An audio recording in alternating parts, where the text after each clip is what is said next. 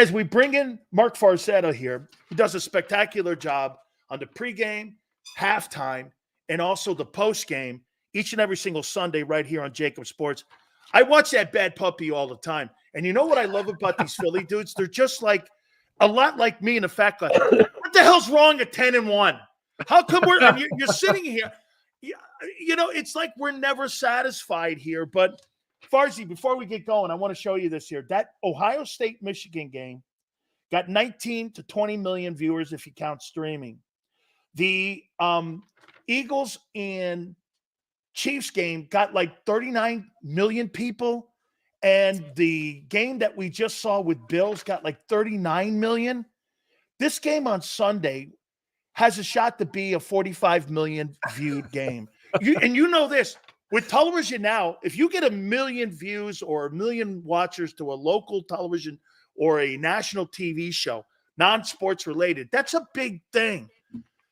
The NFL is a juggernaut right now. And I mean, each and every single week, the numbers go up when most of broadcasting is going down. Look at ESPN's viewership. It's tanking over the last 14 years. I mean, it's pretty remarkable where the NFL is right now. Yeah. As someone who worked behind the scenes for 11 years on Sunday Night Football, I wouldn't be part of the decision-making, but I'd hear the conversations going on about the teams that you really wanted to get. And like it or not, the Cowboys were always the first team you always wanted because you either love or hate the Cowboys. Everybody's got an emotion about the Cowboys. You know the deal there. So ratings bonanza surrounding the Cowboys bump, as it's referred to in the industry. The Eagles have become one of those teams because you either really like the Philadelphia Eagles or you think the way they win is cheap. You think the tush-push / brotherly shove is BS and it shouldn't be allowed and it should be banned. And Nick Sirianni isn't that good and Jalen Hurts isn't that good and they're lucky to be 10-1, let alone 10-1 for the second straight year. But still, I guess these people still think they're lucky. So they have become a lightning rod team. Now, you throw into the idea, of course, of Patrick Mahomes. That's going to be a rating bonanza. The Taylor Swift effect, although it hasn't hit the Eagles necessarily yet, that has led to more people being interested in at least the Chiefs. And then you look at some other teams around the league that have really grasped some of the attention away from some of the more marquee teams. Seattle early in the season was turning a lot of heads. San Francisco hit a little bit of a wall, lost 3 straight. Now they're right back. And even the Jags. Even the Jaguars, yes. The Jaguars are a team that's very similar to the Eagles in that they've won a lot of games, but their point differential is not good even a little bit. So it's feast or famine more so for them, whereas the Eagles, they eat, but they don't eat the big meal, unfortunately.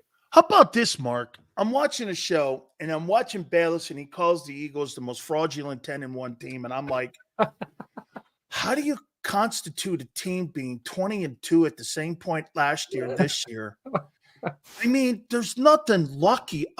Dude, I don't believe in ifs. I don't believe in if conversations. If this guy catches that, if that guy does, that's not part of football, dude. Mm. I mean, if in the NFC title game, Purdy doesn't get, that has no bearing on reality. Yeah. I mean, what is it because the metric of the quarterback, you can't describe it because Farzy, I look at the game. Okay, not the greatest game. Then you go, wait, 5 touchdowns. And you're like, shit, man. It's like 5 touchdowns. Okay. Yeah, he was terrible in the first half, 5 touchdowns. Oh, and moment touchdowns, critical third down plays. I mean, is it because they can't put a metric on this guy? Yes, that's look at it like this. A lot of people were wrong about Jalen Hurts. His second round, including the Eagles, 1,000%. I mean, I always said at the time, like Jalen Hurts could be the great when he was drafted. He could be the greatest quarterback ever. If you go by the book, this is a stupid pick because you just signed Carson Wentz and all that stuff. It's not about Jalen Hurts, and I hope that he would become the greatest ever. And let's see what happens. But in all seriousness, people just don't want to be wrong. People don't want to go back on what they had already said about Jalen Hurts, about the Philadelphia Eagles, and what they've done to this point this season and what they did in all of last season. And I think there is just a lot of people out there, there are a lot of people out there that are rooting against the Philadelphia Eagles because they don't want to be wrong about the way they have judged Nick Sirianni, judged Jalen Hurts, and also just judged this team as a whole this entire season. So I listened to the national media guys, and I listened about that word luck. And what really bothered me was after the game, against Kansas City Chiefs. They got called lucky. Oh, Patrick Mahomes, what's he going to do? Oh, it's his receivers. They're terrible. They fumbled the football. They threw an interception. It's like, well, hold on a second. I believe that's also called making a play. Like, it's not lucky. It's not lucky that Kevin Byard intercepted Patrick Mahomes. He shifted over to his right and was able to make a play to get that interception. That ball was in the hands of Travis Kelce. It was secure. It was in there. Bradley Roby made a play and punched that sucker loose. That's called making a play. That's not called luck. And when you're 10-1 for 2 consecutive seasons and your head coach and your quarterback in their first 45 games are up there with a record similar to Reid and Mahomes or Shula and Marino, like, those are some pretty good names to be up there with. So it ain't about luck. You're doing it 2 years in a row. That ain't luck. That's called being good, making a play, and also, above all else, being clutch. And Dan, one more thing on that. You mentioned the first half for Jalen Hurts against this Bills team. Did you see what his quarterback rating? Excuse me. See what his passer rating in the first half was 7. That is insane. And it was like perfect. Was it 135 in the second half? In the second half and overtime. Second half and overtime, it was like 136.5, something like that. Yeah. Jesus. Unbelievable. Unbelievable. That's called clutch, brother. That's called clutch. It surely is. Do you agree that he is the most underrated player in the NFL? Underrated. It's a weird. See, I think some people they have a realization about him where they watch every play, they know what he's doing. And then there's other people that only see highlights, they see clips, they see stats, and those are the people I think that have him drastically underrated. Those are the majority of the owners, though. Like that Arkash guy in Chicago, he looks at Jalen's numbers and goes, he's with the rest of them. But then I say this to Arkash, I go like this, I go, he's beaten Tua, he's beaten Mahomes, he's beaten Dak, he's beaten Allen. I mean, what else do you – I mean, even the kid – I'm throwing the kid Howell in there. Sam Howell, the guy's leading the NFL in passing yards. That guy's not a stiff, man. So no, I agree. This guy's beating all these dudes, man. I mean, don't the pelts matter? To some of these guys, they don't matter. It's the exceptional. See, to me, Farzi, I think he's got to win against San Francisco and Dak to solidify the MVP award. And if he happens to lose one of those, I think the league and many of the people around the league, outside of Philly and outside of what we do, you and I think they want to give it to Dak because it's better for the league. They want to give it to Mahomes. Mm-hmm. They want to give it to someone else. They don't want to give it to blue-collar America. That's what that kid represents. Hardworking, underdog. To me, I don't know how you don't think that's not a motion picture. No, I'm with you, especially you go back to the second round pick and that whole idea of switching schools and that whole thing being benched in a championship game, the whole thing. But look, I think a lot of the country has him underrated, and I'd say that even the vast majority of the country has him underrated. So I'll agree with what you're saying there. As far as beating San Francisco and beating Dak, yes, you have to beat Dak in Dallas. You have to beat the Dallas Cowboys. You have to make sure that Dallas Cowboys run against good teams is still an abysmal and utter failure for them this season. And then, yes, absolutely. This game, for me, I am calling this game against the 49ers the biggest game on the Eagles' schedule this season. Don't you think it's bigger for San Fran, though? It is bigger for San Francisco, but it's still the biggest game the Eagles have this season. Here's why I say that, Farzi, because the Kansas City game, okay, this is how I look at it. Hey, man, that was a really great win. But still, you know what the Chiefs get to do? Hey, you won a regular season game. We won the Super Bowl. And to me, if say the 49ers win, they're healthier, they're coming off a bye, you get to do this. Hey, man, okay, great game, 27-26. Yeah, but we won the NFC title. I mean, don't you think this means more to them? Yes, absolutely, 1,000%. They are the ones that were crying, and I love the way Hassan Reddick. There was a lot of boo-hoo after the NFC. I was cracking up when I heard that. It was great, and yes, it is bigger for them. But at the same point, this is the team the Eagles are most likely going to have to. Oh yeah, I hate to use the term "go through," but yes, this is the best opponent that they are going to face on their schedule. So for me, this is the biggest game. The Cowboys. During the regular season, they do concern me because Dak has had so much success against the Eagles in his career, and that's just a fact. It's not what I like, but it's the fact. The Dallas Cowboys, though, when it comes to the postseason, they don't scare me. A team like the San Francisco 49ers, knowing that defense can play at an elite level, knowing that when it comes to absolutely destroying teams, they're up there with some of the league's best, whether there's the Ravens or it's the Dallas Cowboys in terms of point differential for this entire season, knowing they could flip it on, knowing a guy like Brock Purdy's tops in the league in passer rating. That's all stuff that you got to be, the playmaking ability of both Deebo Samuel and Christian McCaffrey and Brandon Ayuk, and the list goes on, and George Kittle, all the weapons they have offensively. That's a very good team. I still think the Eagles are better, but this is the toughest competition the Eagles are going to have this year. You lose this game, and this is where everybody else says, see, now they might be 10-1 or now 10-2, but they're not poised to make it back to a Super Bowl because they got to make it through a healthy San Francisco 49ers team. How about this too, Farzy? And, people go like this, and I even say this. The pass defense is just atrocious. They're down at the bottom. And then I did some, actually, believe it or not, some homework and some due diligence, and I looked at the quarterbacks who the Niners have played. And then I started thinking to myself, well, shit, with injuries, and again, not an excuse, with injuries, new faces, and better OCs and better quarterbacks, aren't you going to see better numbers? I mean, if anybody thinks you're going to not hold Josh Allen under 400 total yards, when that guy's being smart with the ball, he's electric. Mm-hmm. Tua with the talent, the coordinator, Mahomes, Reid, Bieniemy. So when I look at the Niners, who's the number one quarterback the Niners have played? Dak. Okay. Dak puts up numbers. Mm-hmm. He's been better with Reid this year against shittier opponents. Okay. Beats up the shitty teams. Okay. I don't know if those things are real either. He had a great game against the Eagles, but when it mattered, he couldn't make an inch. Mm-hmm. Okay.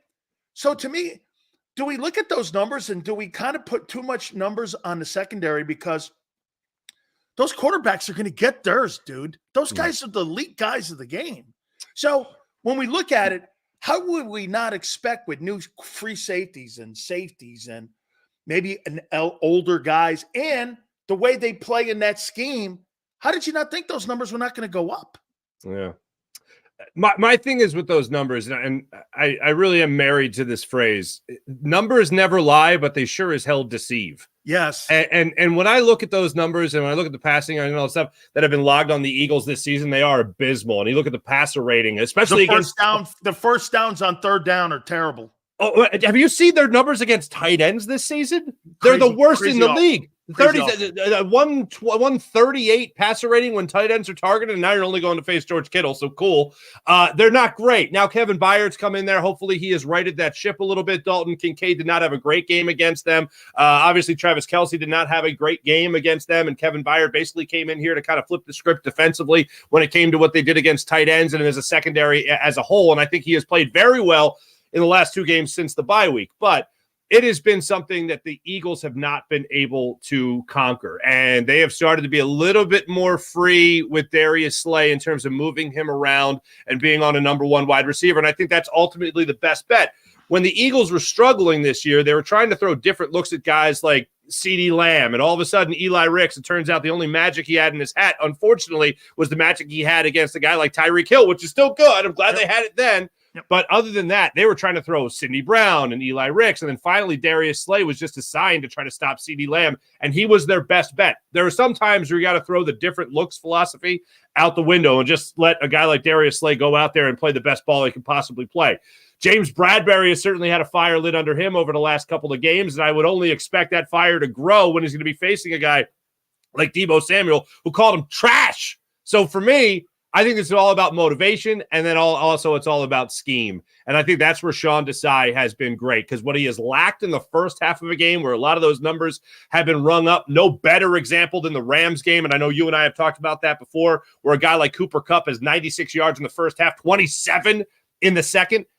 Whatever happens in that first half, what is completely different than what happens in the second half when you see Sean Desai start to make adjustments. And then it comes down to guys making plays. Nick Sirianni talked about that today. Two things. Point differential doesn't matter. The two things that matter are about the turnovers and the explosive plays. Eagles got to have explosive plays and take the ball away. They can't give the ball away, and they can't allow explosive plays. Those are things that will change the outcome of this game in particular against San Francisco 49ers.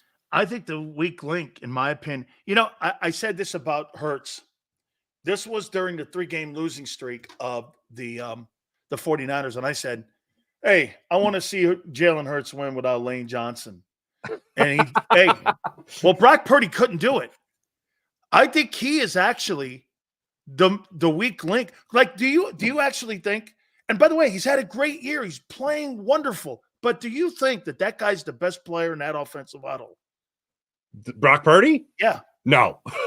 Okay, I how don't. can he be an MVP candidate and not even be the MVP on his own team? Mm-hmm. Well, you know what? Yeah, to your point, that's what a lot of people said about Jalen Hurts. It's like, okay, the next guy after Jalen Hurts, who's the most important, is Lane Johnson. And then Jack Driscoll goes out there and plays above serviceable. I thought he sucked in the first, better in the second, good in the third. I thought the fourth quarter and in the overtime, completely different from the first half. I mean, he went Mark, nobody in their right mind wouldn't think the offense is going to wobble an hour before the game. Your second best player on your team is not on the roster. I mean, and not active. I don't know how you don't think that someone's not going to go, shit, the entire right side from a year ago with Isaac Seumalo, Lane, and no Goddard is gone. And you think you're going to replace that in a game that's a must-win? No wonder they sucked in the first half. They had that team gathered themselves. They gathered themselves. Whereas the Cowboys lose that team gathers themselves. And I tell you, that was an absolutely legendary lesson on resilience, being resilient. Yeah, that's a great lesson from Stoutland University, my friend. Dude, Stoutland University. Jimmy Johnson said it, man. The most important coach on his coaching staff is always the O-line coach. And that's why you see in places like Cleveland with the quarterback out, that's why you see Callahan there. That's why you see Jeff Stoutland in Philadelphia here. Now, I do want you're going to have to help me here because you're a Paisan. Sirianni's a Paisan. Yes, he is. Yeah, Calabrese. I recently found out, supposedly. So we're almost Paisan. I'm Sicilian, so we're almost Paisans. We're almost brothers. It's all right. He's more of a Frenchman, but that's okay. Anyway. Oh wow! Shots fired. No wonder you like espresso instead of cappuccino, but that's all right. I get it. Help me on this. Okay. Come on, I hear you guys saying that's not his culture. That culture was in place, and he became part of the culture in Philadelphia. Those players, the organization, the owner, they have not had a coach with a losing record since 2000 season. That culture, and it wobbled with the chip. It totally did. They righted the ship. Mm-hmm. But that organization's culture comes from Jeffrey Lurie. And there's three guys, in my opinion, Howie Roseman and Alec Halaby. Those three guys have built the entire way of Philadelphia, the analytics, the game planning, the evaluation of players. Look at the resumes. I'm talking about this guy, Halaby. He's 35 years old, and he's Howie's number one right-hand man. That's the guy that's involved with the game planning. That's the guy that's involved with the game day run. Nick became part of that because I think Frank Reich groomed him and told him, you got to understand when you go to Philly, if you're not going to play in their sandbox, you're going to be dug very fast, and it's not going to work. Don't you agree that he's evolved in it? Here's where I'll disagree. I think Andy Reid is most responsible. I mean, look, Jeffrey Lurie hired Andy Reid, so good move by Jeffrey Lurie, but Andy Reid in that time could have been a guy that just was dismissed 3-4 years into it, could have not known what he was doing. Maybe a guy comes in with a nice organized binder and Jeffrey Lurie is dazzled. Turned out to be the right move. But every single draft, and this is what was so interesting about that Chiefs matchup in the Super Bowl and the Chiefs matchup this year. Every single draft, Howie Roseman says the same exact thing, especially when he drafts an offensive or defensive lineman, which is every draft. We're all about the trenches. That's been our philosophy here for a long time. That was the philosophy of Andy Reid. One of the first things Andy Reid did other than get Donovan McNabb was go get John Runyon. So that's something that the Eagles have built themselves upon ever since 1999 when Andy Reid was hired. I think everything else after that has followed suit. As Andy grew in power and started to outrank guys like Joe Banner and be even closer to Jeffrey Lurie and really have responsibility even under, even with Tom Heckert working in there. It's all things that evolved under Andy Reid. So I think Andy is most responsible for the position that the Eagles have been in. I mean, coaches talk about it all the time. We got to do a better job of putting our players in a better position to make plays. Andy Reid put this entire franchise in a better position to Marc, have do you success. See that same thing in Kansas City that you saw in is it the same? Is that way? Because you know what? If you think about it, they don't really care about the receivers. They care more about the O-line and the D-line. Yeah. And that's what's been the big advancement the last couple of years in Kansas City has been exactly that. Do you see him bringing some of what he did in Philly? Because Kansas City's a better organization. I mean, the results are there than any time in the history of the team under the Hunts. I mean, do you see the same? Or do you think he's a better evaluator and he's got a better helper there with Veach? I think Veach is a big part of it. Obviously, Patrick Mahomes is a big part of it. But I think what's the biggest difference in Andy Reid, the philosophy is not different, but the biggest difference in Andy Reid, I think, is the delegation. When Andy Reid was here, it's like, remember your first job. Like, think about your first job. And it's like you sometimes get stuck in a groove and you're like, this is the way I can do this. This is the way I do this job. And then all of a sudden it starts to not go well. And then you got to pivot. Andy Reid, when he pivoted to Kansas City, I think he understood, all right, this can't all be on my plate. I got to be able to delegate. That's where you see a guy like Doug Peterson start to grow.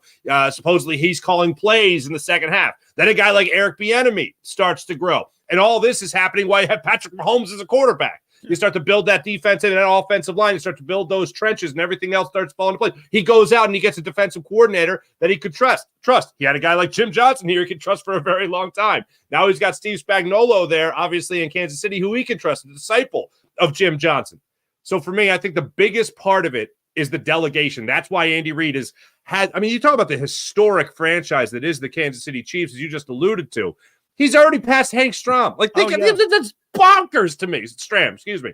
That is insane. I was just talking to a buddy of mine from Kansas City yesterday, and he was just like, I don't know how you ever let this guy Reid go. I can't believe you ran him out of town. And I'm like, ran him out of town? He was here 14 years. That's not even a brisk walk out of town. What are you kidding me? So for me, I think the biggest difference is about the delegation for Andy Reid is that he has learned how to delegate responsibility evenly throughout the organization, whether it's his coaching staff or the front office. Okay, well, let me say this to you. Do you think Andy Reid over or underachieved in Philly? That's a great question. He underachieved. Granted the talent that he had, granted the opportunities that he had in 5 conference championship games, losing 4 of those, that ain't cool. He overachieved in terms of making the franchise relevant again and you're talking about a guy in Andy Reid that took a franchise to a Super Bowl. You're wobbling back over to center again. What, in terms of? Well, because again, this is about winning the final trophy, right? Yeah. This is about winning. Again, I think these are hard questions too, Marc, because like I'm going to get to like Sirianni.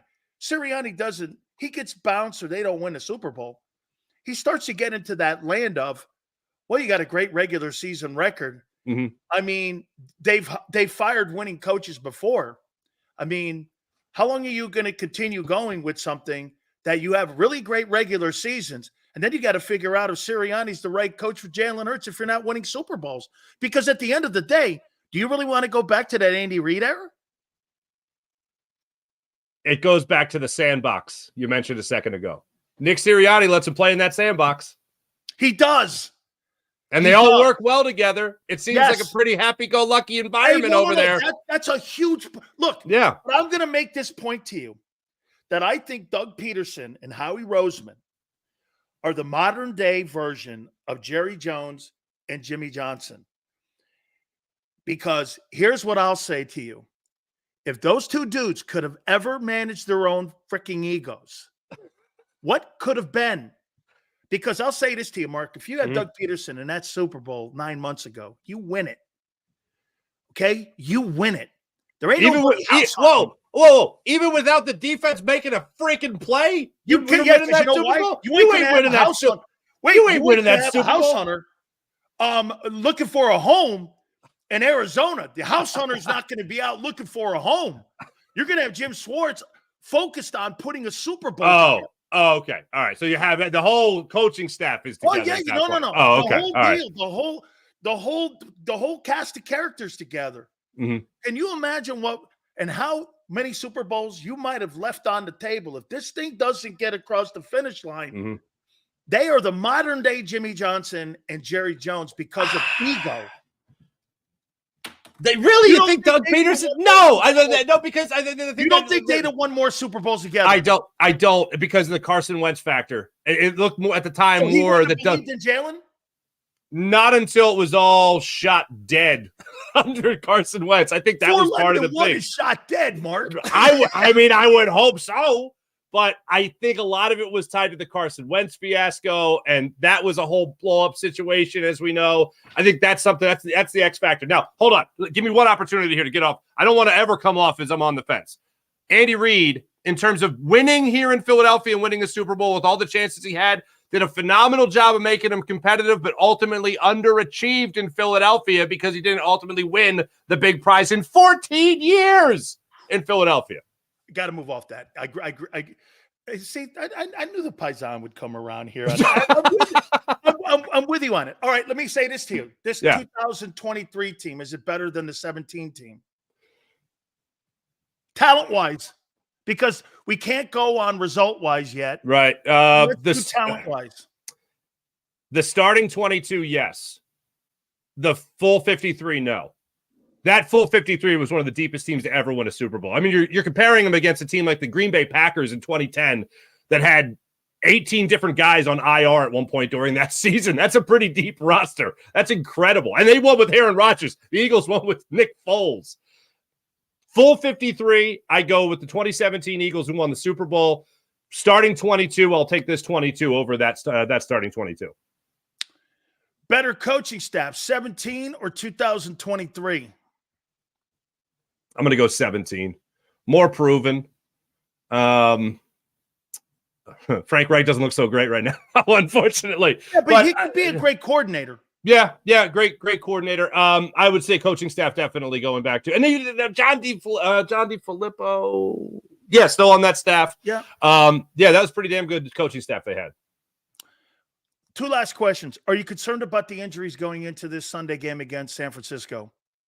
Yeah. Yes, absolutely. I'm concerned. See, look at this, Mark. They're healthier. They're healthier and coming off a bye. Yes, they played on Thanksgiving. Good God. Jesus. Honestly, I swear, Dan, that's one of the first things I thought of when I saw the report. Lane Johnson's experiencing soreness in his groin. I was like, great. The San Francisco 49ers are coming off a Thanksgiving game. The Eagles are coming off back-to-back rain-soaked affairs. One in Kansas City, one in Philly, obviously, on the short week, Monday night to Sunday. And now you got Lane Johnson on the mend. You're trying to get Dallas Goedert back to play for this game. I know there was only a walkthrough today, but he didn't practice.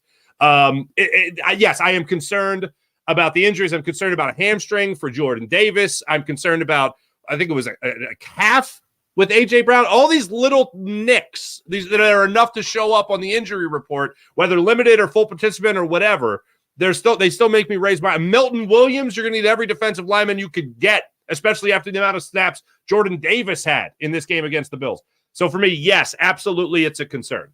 Here's the last one here. To me, I'm more concerned about mental fatigue, and follow me here, and physical fatigue. Lane Johnson, groin, calf, groin. You're seeing all these little injuries that are related to fatigue. Follow me here on this. Cowboys, you get a bye, thank God. You got Sanford. Look at what you've played.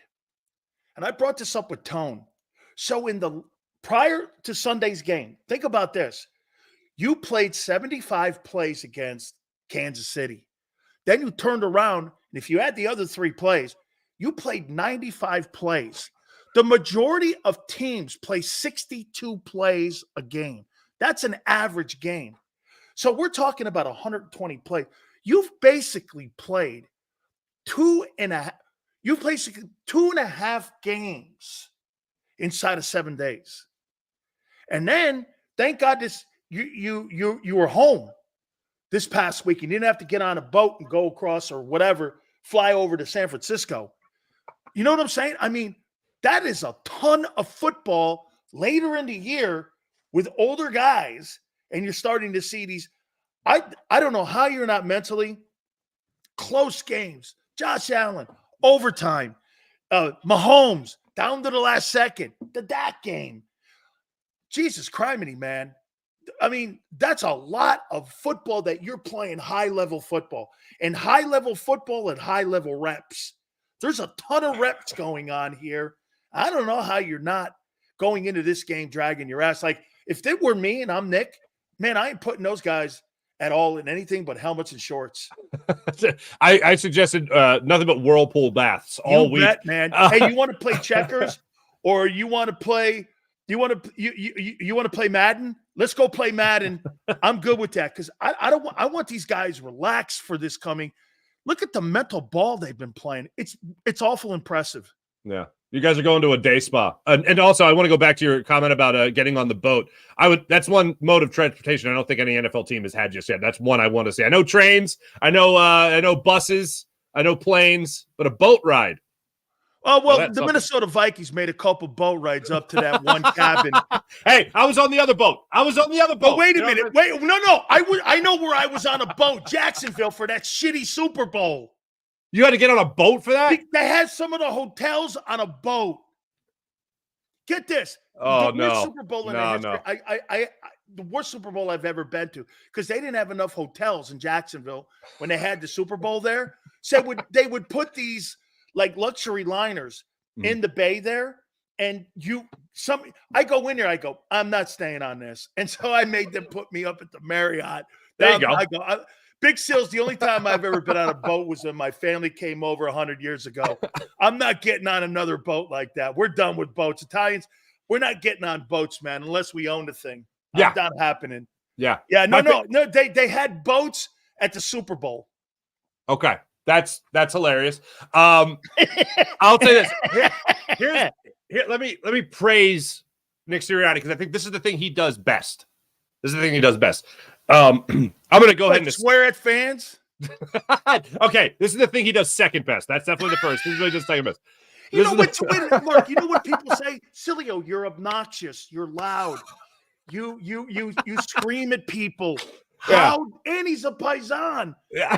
How are you calling him a cheer? And I'm like, I don't know. My wife goes like this. That guy's you. What are you talking about? Wait, I don't like Colin Quinn does a great joke about, he's like, I'm Irish and Puerto Rican. What do you want? Like, I don't like, it's like the blaming of the ethnicity, but it's just so true. We come from a passionate people. We're a very passionate people. Our emotions we beam with emotions. It is what it is. Our hearts are always on our sleeves. And I like that they asked Nick Sirianni because he slapped the Italian flag on the side of his head there for Heritage Month. And they're like, why wear that? And he's just like, well, I'm Italian. We talk with our hands a lot, everything. And meanwhile, he's going all over the place with this. And I'm like, oh, he's got it down pretty good. So your daughter. Yes. Oh my God. Adorable. One of the absolutely greatest video clips in the history is the kid with the hat to the side, and she's doing the dad. Taylor. Dude, I love that beautiful. Kid. It's beautiful. It's beautiful. But here's what I'll say about Nick Sirianni for the second best thing that he does.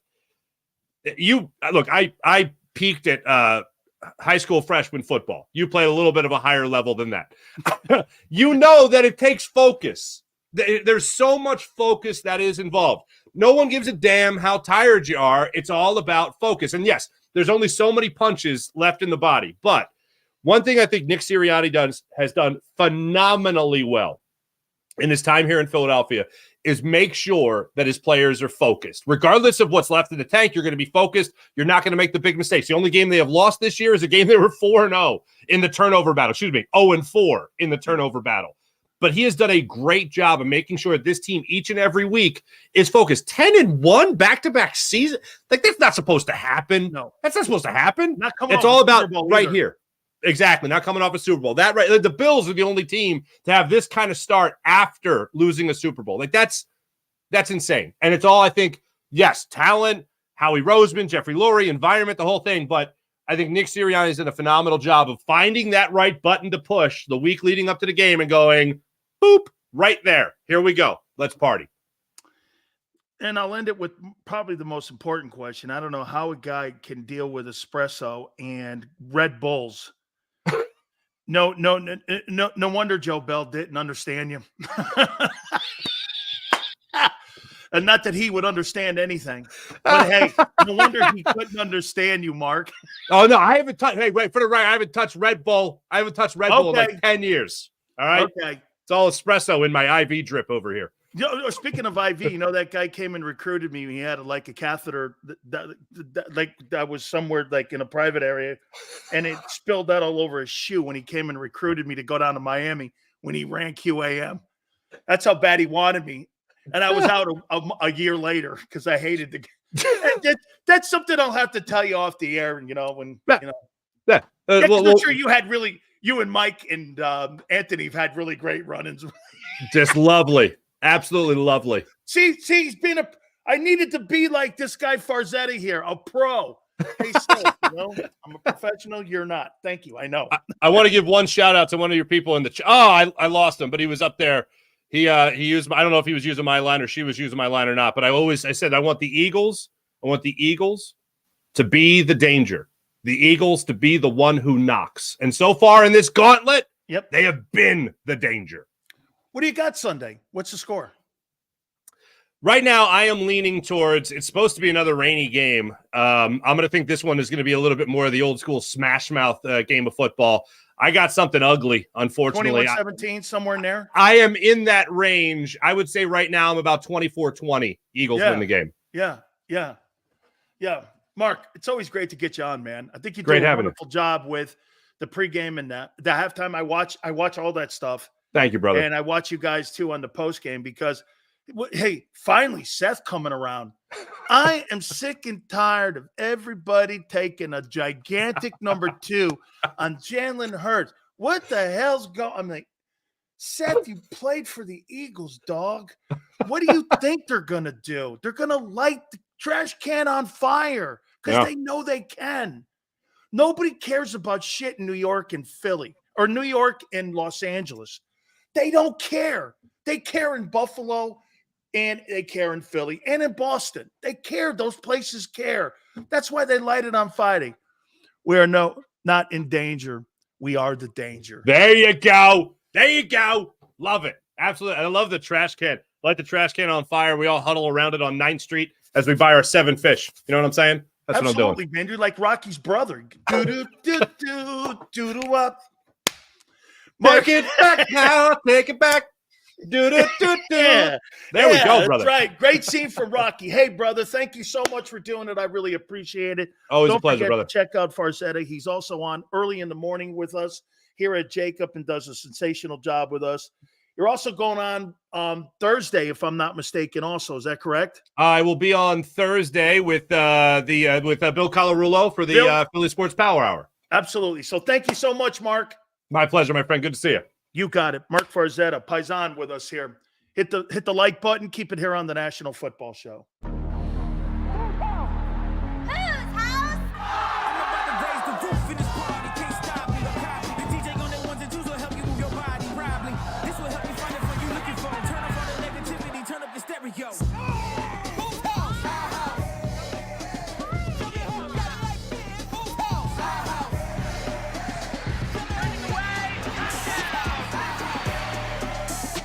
Football and Hooters, the perfect pair.